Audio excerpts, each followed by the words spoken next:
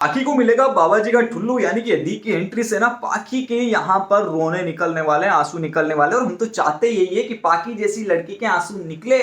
क्योंकि आगे वाली कहानी में कुछ इस तरीके के सीन आपको दिखाए जाने वाले हैं, जहां पर कल के एपिसोड में आपको दिखाया जाएगा अनुपमा का सीन जो कि यहाँ पर देविका के साथ होती है। फिर वही जो 3 से 4 दिन तक आपको प्रोमो रिपीट करवाया गया अनुज का चाय पीने वाला, वो सीन आपको दिखाया जाएगा। यानी कि कहूँ थोड़ा सा रोमांस की फुलचड़ियां या फिर फूलों की पंखुड़ियां यहाँ पर मेकर्स लोग आपकी झोली में कल के एपिसोड के अंदर डालने वाले हैं। उसी के साथ फिर आपको दिखाया जाएगा इधर शाह परिवार का सीन, जहां पर अदीक की एंट्री से सारे लोग हक्के बक्के हो गए हैं।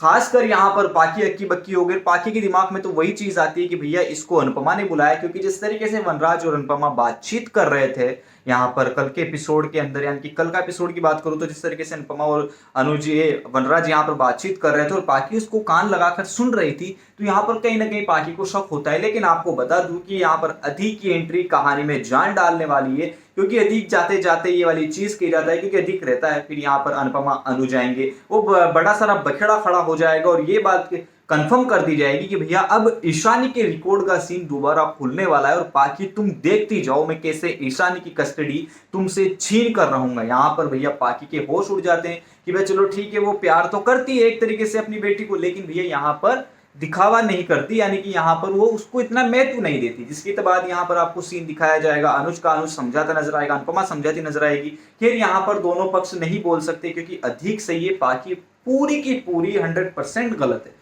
तो यहाँ पर वो चीजें होंगी। उसके बाद आपको दिखाया जाएगा भाई साहब यहाँ पर अधिक जाते जाते नसीहत दे जाता है कि भैया तुम दोनों एक हो जाओ, वरना तुम्हारी भी हालत हम दोनों की तरह होगी। अगर तुमने एक दूसरे से प्यार किया, तुम यूनिक हो, तुम ऐसा हो, तुम वैसा हो। और वाकई में अनुज अनुपमा यूनिक है। और इसी के साथ साथ मेकर्स लोग एक और बड़ा हिंट देना चाहते हैं कि भैया अनुपमा और अनुज को मिलाने के पक्ष में एक और शख्स की एंट्री हो चुकी है, अधिक की, जो कि इन दोनों को मिलाने का काम करेगा और आगे आने वाली कहानी में दोनों मिलने वाले हैं। अब देखना ये होगा कि श्रुति के राज पे से पर्दा कब हटता है, क्योंकि श्रुति के राज पे से पर्दा हटेगा तभी अनुपमा और अनुज की मुलाकातें संभव हो सकती है। तो ये चीजें आगे वाली कहानी में और कल के एपिसोड में खासकर दिखाई जाने वाली है।